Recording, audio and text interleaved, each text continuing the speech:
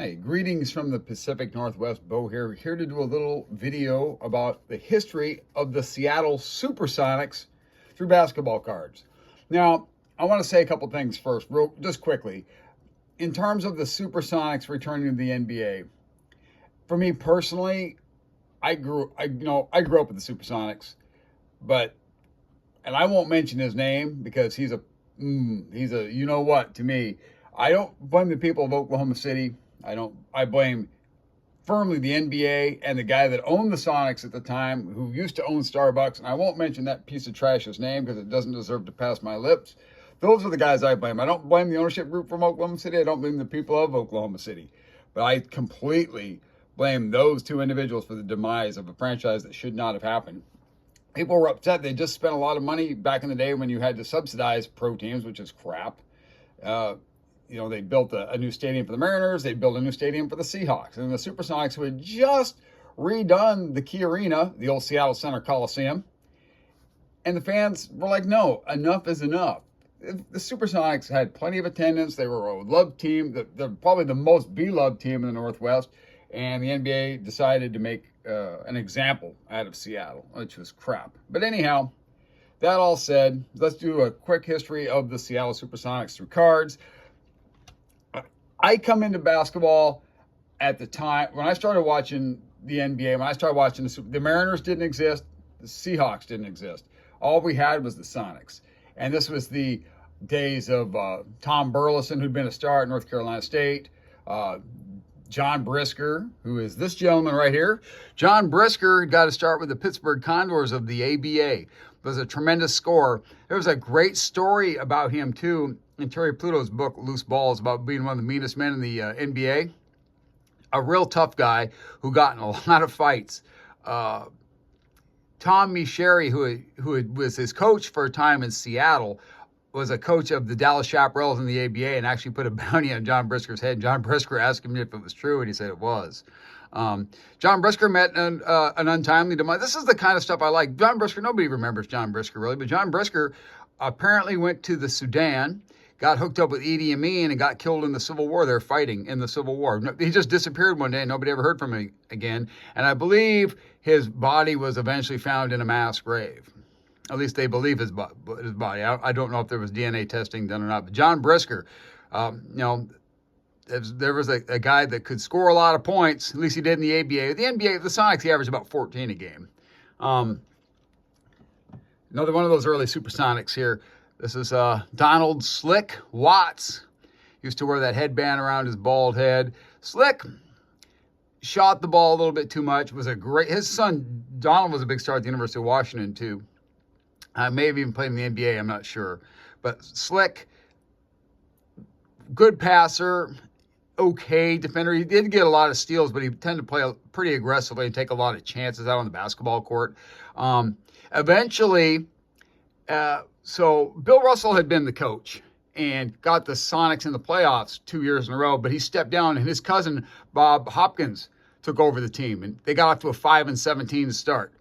He got fired. Lenny Wilkins took over, turned that team around in 77-78. They went all the way to the NBA Finals, but Don Watts started out on that team, but Lenny had to make the tough choice, and he traded him to the New Orleans Jazz, not the Utah Jazz. They were the New Orleans Jazz in those days with Pistol Pete Maravich. First Sonic game I ever went to was in 1975, and it was against the New Orleans Jazz at the Seattle Center Coliseum.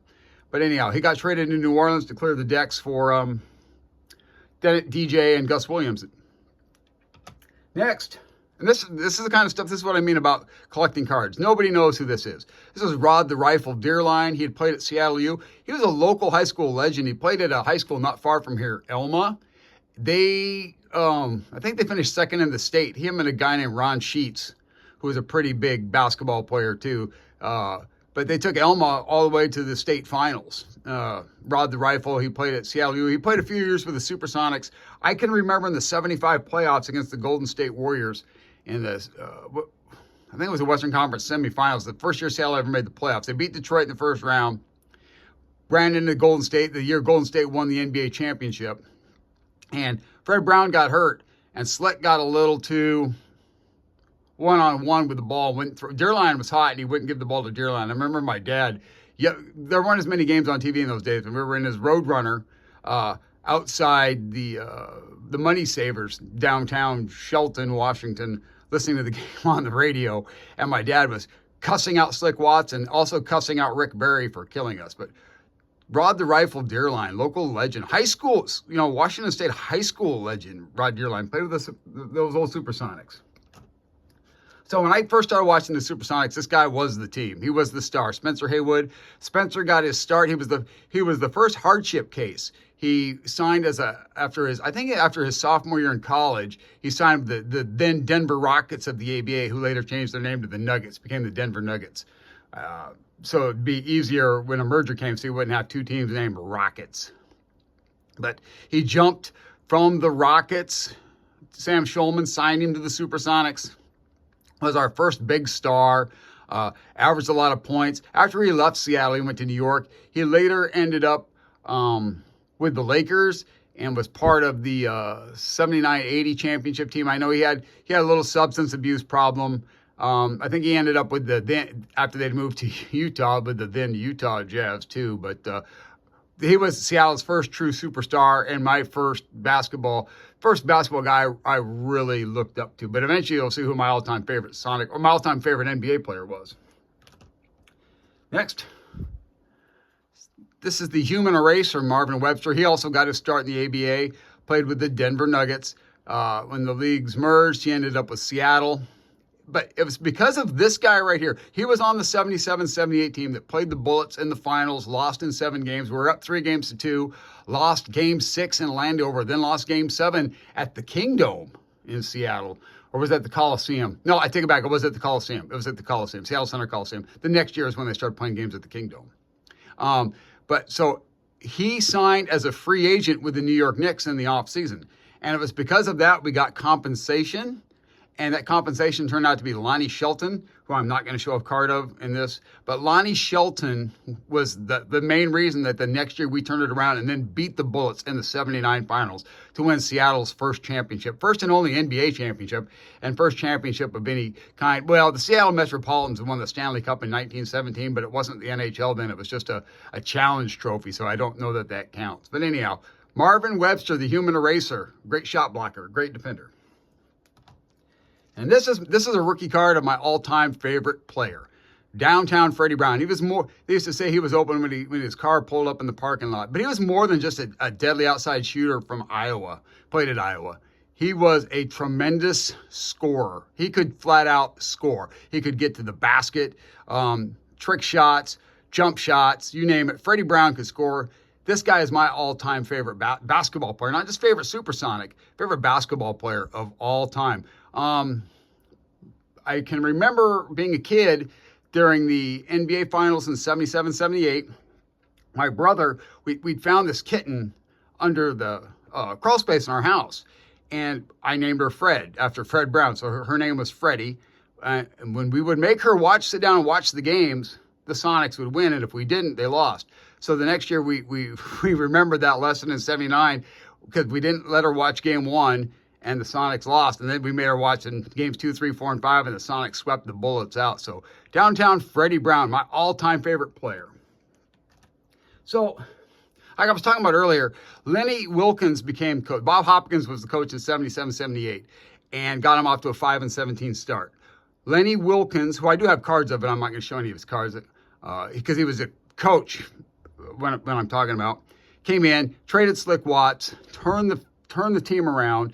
They beat back then kids, they used to play a best out of 3 first round for the teams that just got in, and they knocked the Lakers off, and then they played the defending NBA champion Portland Trailblazers, and Bill Walton was just coming back from injury, and Walton got hurt again against the Supersonics, never played as a Trailblazer again, ended up in San Diego where he was hurt a lot, with the then San Diego Clippers, who were if you've seen my other video, that was the Buffalo Braves.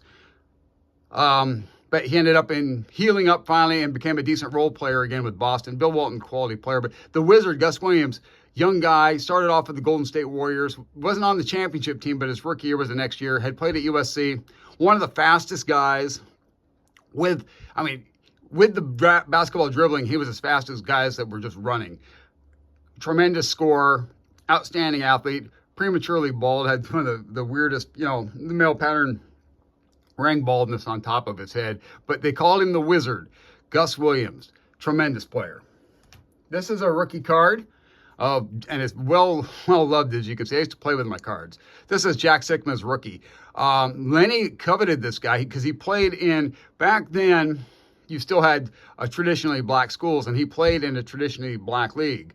So actually 7 feet tall, but he wanted to be listed as 6'11" because he thought 7 foot made him sound like a freak. He had a tough shot that this turnaround jumper that he released the shot from behind his head. It was impossible to block. Tough on the boards, great defender, great young talent. He was a power forward on the team that lost in the finals, but when Marvin Webster was gone the next year, he took over in the center spot, and Lonnie Shelton was the power forward. But quality guy, Hall of Famer, later played in the 80s too after he was down in Seattle with the Milwaukee Bucks. He was a coach for a while too, Jack Sikma, just a tremendous talent.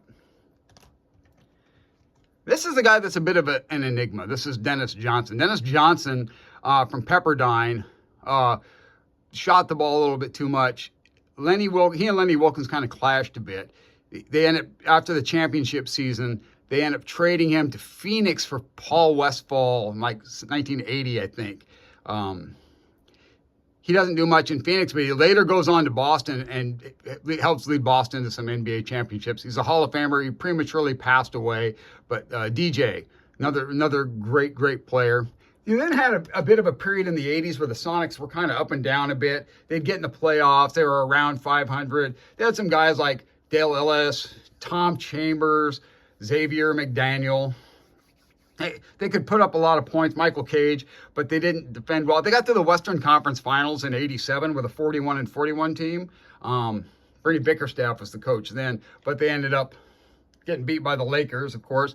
And then we transitioned to the so Bob Blackburn had been the announcer, and then in '87-'88, Kevin Calabro comes. He's got this kind of change. Calabro and Bob Blackburn share the duties of being the Sonics announcer, and then eventually Calabro takes over. And it's kind of this era of Supersonics. This is Gary Payton's rookie card, the glove. Gary Payton, one of the best defenders. Wasn't a great shooter when he came into the league. He developed a good three-point shot, excellent trash talker, Hall of Famer. Those 90s Sonics with Kevin Calabro and Marcus Johnson calling the game were a lot of fun. They had also guys like Hersey Hawkins and Detlef Schrempf and Sam Perkins. And that 90s Sonics were some tremendous teams. And then you had this guy too, the Rain Man, Sean Kemp. I can remember Calabro saying, "Get up, Rain Man, throw it down with 2 hands, baby," that kind of stuff. But Sean Kemp was a tremendous talent. The Sonics kind of underachieved a bit. They gave Phoenix some early runs in the 90s when Phoenix was really good. They got as far as the Western Conference Finals. When Michael Jordan retired, they actually had the best record in the NBA those 2 years, but they were the first 1 seed to lose to an 8 seed. They lost to the Denver Nuggets. They hammered them the first 2 games. Had game 3 in the bag. Sean Kemp was at the free throw line with a chance to put 2 free throws on it and ice. And he was an 80% free throw shooter. He missed them both. They just needed him to make 1. And Mahmoud Abdul Rauf, if you remember him, some people remember him as Chris Jackson, hit a big 3 and forced overtime. They won game 3, and then they won game 4 and game 5 in overtime too, and that was it. And they were the first 8 to beat a 1. And then the next year we lost again to I think it was the Sacramento Kings knocked us out. No, the Lakers with Nick Van Exel. That's right, the Lakers with Nick Van Exel beat us 3-1. That was kind of sad. And then when Jordan comes back to the NBA, then this team finally got to the finals and they got beat. And then that's kind of the end really run for the Sonics. With Ray Allen, they had one run where they got to the semifinals. The year San Antonio won it. They took San Antonio to 6 or 7 games. And then eventually that jackass bought the team and he ruined things, and they sold the team and they moved to Oklahoma City. And like I said, I don't blame the people of Oklahoma City. So anyhow, that's it. That's a brief history of the Seattle SuperSonics. And like I said, as for me, by the time this team comes back and becomes good enough to care about, I wouldn't care about them. But I want kids to grow up like I did with the Supersonics team. So I do hope they come back. I may not support them, but I want this team back so that the kids will have that NBA team that they can look up to and support. Anyhow, we'll see you next time. Bye.